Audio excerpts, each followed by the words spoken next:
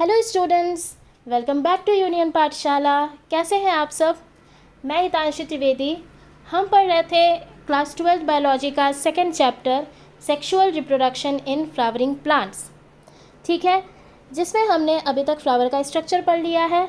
हमने male sex organ start किया था, हमने स्टेमन पढ़ लिया, स्टेमन का स्ट्रक्चर कैसा होता है ये हमने पढ़ लिया था। माइक्रोस्पोरोजेनेसिस भी हमने पढ़ा कि क्या होता है। पॉलन ग्रेन के बारे में हमने पढ़ा कि पॉलन ग्रेन का स्ट्रक्चर कैसा होता है, पॉलन ग्रेन्स कैसे बनते हैं। ठीक है, अब फीमेल सेक्स ऑर्गन स्टार्ट करने से पहले पॉलन ग्रेन से रिलेटेड कुछ इम्पॉर्टेंट टर्म्स हैं जिन्हें जानना ज़रूरी है। तो आज इन्हीं इम्पॉर्टेंट टर्म्स के बारे में हम जानेंगे। ठीक है, तो चलिए स्टार्ट करते हैं। सबसे पहले ये देख लो, ये आपने देखा मैच्योर पॉलन ग्रेन का स्ट्रक्चर, ये पॉलन ग्रेन जो बना था। ठीक है, आपको पता है कि पॉलन ग्रेन कैसे बनता है। अब सबसे पहले हम पढ़ेंगे पॉलन ग्रेन से होने वाली एलर्जी, पॉलन एलर्जी के बारे में। वैसे तो पॉलन ग्रेन्स बहुत ही माइन्यूट स्ट्रक्चर होते हैं, बहुत ही छोटे छोटे स्ट्रक्चर होते हैं। ठीक है, और कुछ स्पीशीज़ के पॉलन ग्रेन्स तो ऐसे होते हैं ना जिन्हें आप अपनी नेकेड आई से देख ही नहीं पाओगे। ठीक है, जब आप सांस लेते हो तो आपकी रेस्पिरेटरी ट्रैक्ट के थ्रू ये पॉलन ग्रेन्स आपके बॉडी में चले जाते हैं और सीवियर एलर्जी प्रोड्यूस करते हैं। ठीक है, pollen grains of many species cause severe allergies and bronchial afflictions. बहुत सारे स्पीशीज़ के पॉलन ग्रेन्स जो हैं वो बहुत ही सीवियर एलर्जी प्रोड्यूस करते हैं, ब्रोंकियल एफ्लिक्शंस कॉज करते हैं, यानी लंग्स में मौजूद ब्रोंकाई को डैमेज करते हैं। ठीक है, डैमेज पहुंचाते हैं। Okay, it often leads to chronic respiratory disorders like asthma and bronchitis. Chronic respiratory disorder यानी जब बहुत लंबे समय तक आप इन पॉलन ग्रेन्स के कांटेक्ट में रहते हो ना, बहुत लंबे समय तक पॉलन ग्रेन्स के कंटिन्यूस कांटेक्ट में रहने के वजह से हमारे लंग्स में जो एल्वियोलाई होती है, ठीक है, लंग्स में जो एल्वियोलाई होती है उन्हें ये डैमेज कर देते हैं। ठीक है, जिसके वजह से एज़मा होता है, ब्रोंकाइटिस होता है। ठीक है, यानी ब्रोंकाई में इन्फ्लेमेशन हो जाता है। ठीक है, जिसके वजह से जब भी आप सांस लोगे तो आपको पेन महसूस होगा और आपको सांस लेने में प्रॉब्लम होगी। ये है पॉलन एलर्जी। ओके, फिर अब कुछ प्लांट्स के नाम दिए हुए हैं आपकी एनसीईआरटी में। Parthenium, amaranthus, chenopodium. ठीक है, जो कि सीवियर एलर्जी प्रोड्यूस करते हैं। और भी बहुत सारे प्लांट्स होते हैं जिनकी वजह से सीवियर एलर्जी प्रोड्यूस होती है। ये देखो, यह है पार्थेनियम। ठीक है, इसे कैरेट ग्रास भी बोला जाता है, गाजर घास। ठीक है, आपने जनरली इस प्लांट को नालियों के आसपास उगते देखा होगा। ठीक है, गलती से कभी हाथ भी लग गया होगा तो आपने महसूस किया होगा कि थोड़ी देर बाद बहुत ही ज़्यादा इचिंग होने लगती है। तो वो क्या हुआ, वो एलर्जी हुई। ठीक है, जो इसके पॉलन की वजह से होती है। ओके, तो ये हो गया पार्थेनियम। ठीक है, देन देखो, ये है एमेरैंथस। ओके, ये है एमेरैंथस और ये है चिनोपोडियम। ठीक, ये है चिनोपोडियम। ये देखो,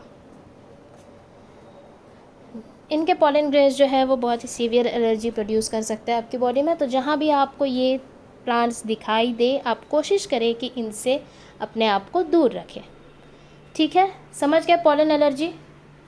अब ऐसा नहीं है कि पॉलन ग्रेन्स जो है वो हार्मफुल ही हो सकते हैं। ठीक है, बहुत सारी स्पीशीज़ के पॉलन ग्रेन्स जो होते हैं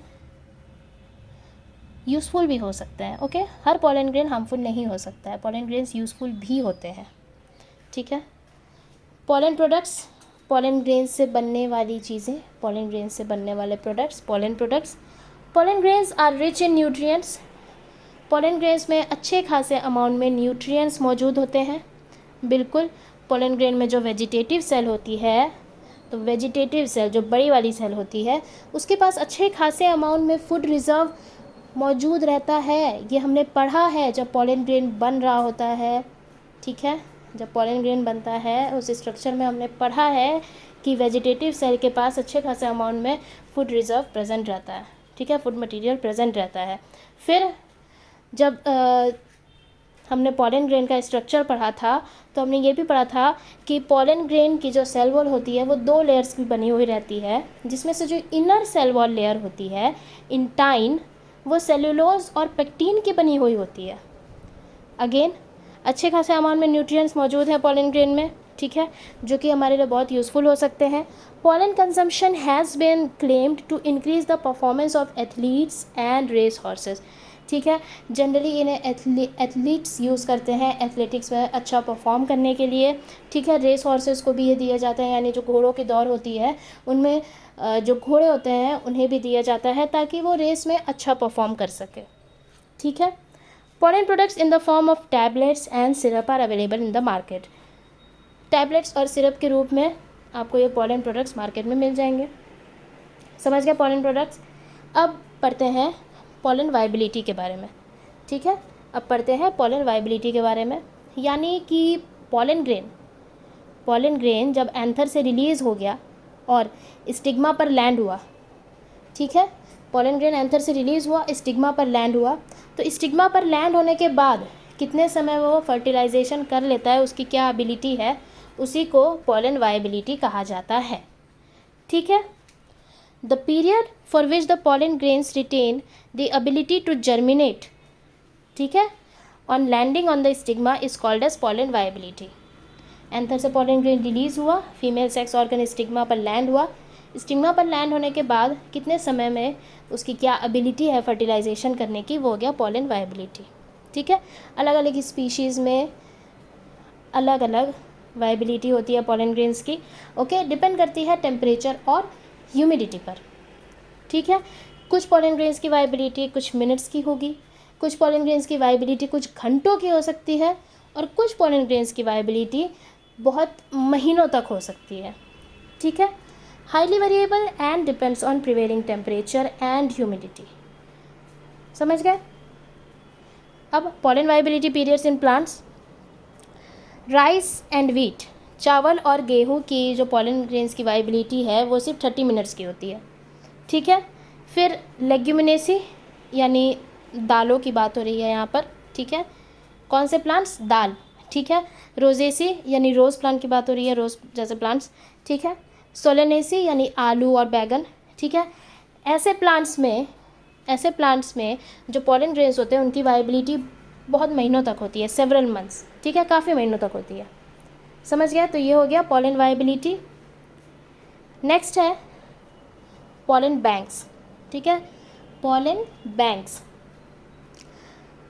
अच्छी वैरायटी के, ठीक है, अच्छी स्पीशीज़ के जो प्लांट्स होते हैं ना, अच्छी स्पीशीज़ के जो प्लांट्स होते हैं उनके पॉलन ग्रेन्स को स्टोर करके रखा जाता है, ठीक है। उनके पॉलन ग्रेन्स को स्टोर करके रखा जाता है ताकि वो प्लांट ब्रीडिंग में यूज़ हो, जिनसे हमें अच्छे से अच्छे प्लांट्स मिल सकें, ठीक है। खेती में अच्छा खासा यूज़ होता है इनका। Storage of pollen grains for years in liquid nitrogen, कितने डिग्री सेल्सियस में, -196 degree Celsius, for later use in plant breeding programs is called as cryopreservation, ठीक है। पॉलन ग्रेन्स को जब हम बहुत सालों तक लिक्विड नाइट्रोजन में अंडर 196 डिग्री सेल्सियस पर रखते हैं ताकि उन्हें बाद में हम प्लांट ब्रीडिंग प्रोग्राम्स में यूज़ कर पाएँ, ठीक है। तो इस प्रोसेस को हम कहेंगे क्रायो प्रिजर्वेशन, ठीक है। यानी पॉलन ग्रेन्स को सालों तक स्टोर करके रखना लिक्विड नाइट्रोजन में, ठीक है। समझ गए पॉलन बैंक्स, जहाँ पर पॉलन ग्रेन्स का स्टोरेज होता है। अब एनसीईआरटी पढ़ लेते हैं। Pollen grains of many species cause severe allergies and bronchial afflictions in some people, often leading to chronic respiratory disorders, asthma and bronchitis, etc. हमने पढ़ा बहुत सारी स्पीशीज़ के pollen grains बहुत ही खतरनाक एलर्जीज प्रोड्यूस कर सकते हैं, हमारी रेस्पिरेटरी सिस्टम को डैमेज पहुंचा सकते हैं, एज़मा और ब्रोंकाइटिस जैसी बीमारी कॉज कर सकते हैं, ठीक है, जिससे हमें सांस लेने में प्रॉब्लम्स होती है। It may be mentioned that Parthenium or carrot grass that came into India as a contaminant with imported wheat has become ubiquitous in occurrence and causes pollen allergy. Parthenium हमने पढ़ा ना, पार्थेनियम देखा था ना हमने, यहाँ पर ये ऐसा सुना गया है, ये लाइन यही कह रही है कि ऐसा सुना गया है कि पार्थेनियम कैरेट ग्रास ये जब वीट मंगवाई गई थी, ठीक है, गेहूं के साथ ये प्लांट आ गया था, ठीक है, और अब काफ़ी जगह पाया जाता है और ये काफ़ी सीवियर पॉलन एलर्जी कॉज करता है, ठीक है, पॉलन एलर्जी कॉज करता है। Next, pollen grains are rich in nutrients, अच्छे खासे अमाउंट में न्यूट्रिएंट्स मौजूद रहते हैं वेजिटेटिव सेल में, इंटाइन जो कि सेलुलोज और पेक्टिन की बनी हुई रहती है। It has become a fashion in recent years to use pollen tablets as food supplements, pollen grain से बनी हुई जो टैबलेट होती है उन्हें फूड सप्लीमेंट के रूप में यूज़ किया जाता है, ठीक है। In western countries a large number of pollen products in the form of tablets and syrups are available in the market, western countries में पॉलन ग्रेन से बनी हुई टैबलेट्स और सिरप जो है वो मार्केट्स में आसानी से मिल जाती है आपको। Pollen consumption has been claimed to increase the performance of athletes and race horses, ठीक है, एथलीट्स एथलेटिक्स में यूज़ करते हैं अच्छा परफॉर्म करने के लिए, घोड़ों की दौड़ में घोड़ों को भी दिए जाते हैं पॉलन ग्रेन से बने हुए प्रोडक्ट्स ताकि वो रेस में अच्छा परफॉर्म कर पाए। समझ गए यहाँ तक? कुछ पॉलन प्रोडक्ट्स देख लेते हैं। ये आपकी एनसीईआरटी में ऐसी पिक दी हुई है, पॉलन ग्रेन से बने हुए ये प्रोडक्ट, देखो ये energy shake, bee pollen cream, ठीक है, ये कुछ सिरप जैसा है, ये है पॉलन प्रोडक्ट्स, पॉलन ग्रेन से बने हुए प्रोडक्ट्स। ये देखो ये है टैबलेट, ठीक है, पॉलन टैबलेट्स। अब देखो, when once they are shed, pollen grains have to land on the stigma before they lose viability if they have to bring about fertilization. When once they are shed, यानी जब pollen grain anther से release हो गए तो pollen grains को stigma पर land होने के पहले, ठीक है, pollen grains have to land on the stigma before they lose viability if they have to bring about fertilization. एक बार एंथर से रिलीज़ होने पर pollen grains को स्टिग्मा पर लैंड होकर फर्टिलाइजेशन करना है अपनी वाइबिलिटी को खोने से पहले, ठीक है, अपनी वाइबिलिटी को खोने से पहले, यानी यहाँ पर पॉलन वाइबिलिटी की बात हो रही है। पॉलन वाइबिलिटी हमने क्या पढ़ा था, एंथर से रिलीज़ होने के बाद पॉलन ग्रेन जब स्टिग्मा पर लैंड करता है तो उसकी कितने मिनट्स तक एबिलिटी है, कितने समय तक उसकी एबिलिटी है फर्टिलाइजेशन कर लेने की, ठीक है। How long do you think the pollen grains retain viability? The period for which the pollen grains remain viable is highly variable and to some extent depends on the prevailing temperature and humidity. बिल्कुल यही बात हो रही है कि कितने समय तक पॉलन ग्रेन्स वाइबल रह सकते हैं, ये अमाउंट बहुत ही वेरिएबल है, ठीक है, ह्यूमिडिटी पर डिपेंड करता है, टेम्परेचर पर डिपेंड करता है कि पॉलन ग्रेन्स कितने समय तक वाइबल रह पाएंगे, ठीक है। कुछ प्लांट्स के पॉलन ग्रेन्स जो है वो मिनटों तक वाइबल रह सकते हैं, कुछ घंटों तक वाइबल रह सकते हैं और कुछ महीनों तक वाइबल रह सकते हैं, ठीक है। तो बहुत ही वैरायटी है अलग अलग स्पीशीज़ के पॉलन ग्रेन्स में वाइबल रहने की। In some cereals such as rice and wheat, pollen grains lose viability within 30 minutes of their release. Release होने के 30 मिनट तक में इन्हें फर्टिलाइजेशन करना होता है, अदरवाइज़ ये अपनी वाइबिलिटी लूज़ कर देंगे, ठीक है, यानी फर्टिलाइज़ नहीं कर पाएंगे, ठीक है। और ऐसा होता है, ऐसा ज़रूरी नहीं है कि हर पॉलन ग्रेन ही फर्टिलाइजेशन करे, कुछ पॉलन ग्रेन्स थोड़े ख़राब भी हो जाते हैं, ठीक है, फर्टिलाइजेशन नहीं कर पाता है। And in some members of Rosaceae, Leguminaceae and Solanaceae, they maintain viability for months. Rosaceae, rose plants, Leguminaceae, दालों की बात हो रही है, Solanaceae, आलू और बैगन, इन प्लांट्स के पॉलन ग्रेन्स की जो वाइबिलिटी है ना वो काफ़ी महीनों तक रहती है, ठीक है, यानी आराम से जाओ यार, महीनों तक मेरी वाइबिलिटी है, आराम से फर्टिलाइज़ करेंगे भाई। You may have heard of storing semen or sperms of many animals including humans for artificial insemination. बिल्कुल आपने स्पर्म बैंक्स के बारे में सुना होगा, हाँ, स्पर्म बैंक्स के बारे में सुना होगा। सीमेन यानी ह्यूमन मेल में पाया जाता है सीमेन, जिसमें स्पर्म्स मौजूद रहते हैं, ठीक है, सीमेन एक लिक्विड होता है जिसमें स्पर्म्स मौजूद रहते हैं। स्पर्म बैंक में स्पर्म्स को स्टोर करके रखा जाता है, ठीक है, आर्टिफिशियल इंसेमिनेशन के लिए, ठीक है, वीमेन में जिसे इंजेक्ट किया जाता है। वैसे ही पॉलन ग्रेन्स को भी स्टोर करने के लिए एक बैंक होता है, ठीक है, जहाँ पर पॉलन ग्रेन्स को स्टोर किया जाता है, ठीक है, अच्छी स्पीशीज़ के प्लांट्स के पॉलन ग्रेन्स को स्टोर किया जाता है। Pollen grains of a large number of species for years in liquid nitrogen, ठीक है, बिल्कुल पॉलन ग्रेन्स को स्टोर करना पॉसिबल है, काफ़ी सालों तक हम स्टोर करके रख सकते हैं पॉलन ग्रेन्स को लिक्विड नाइट्रोजन में -196 डिग्री सेल्सियस पर, ठीक है। Such stored pollen can be used as pollen banks similar to seed banks in crop breeding programs. समझ गए यहाँ तक? क्लियर है? अब यहाँ पर ख़त्म होता है मेल सेक्स ऑर्गन पूरी तरह से। ओके, तो फ्लावर और मेल सेक्स ऑर्गन हो गया कंप्लीट।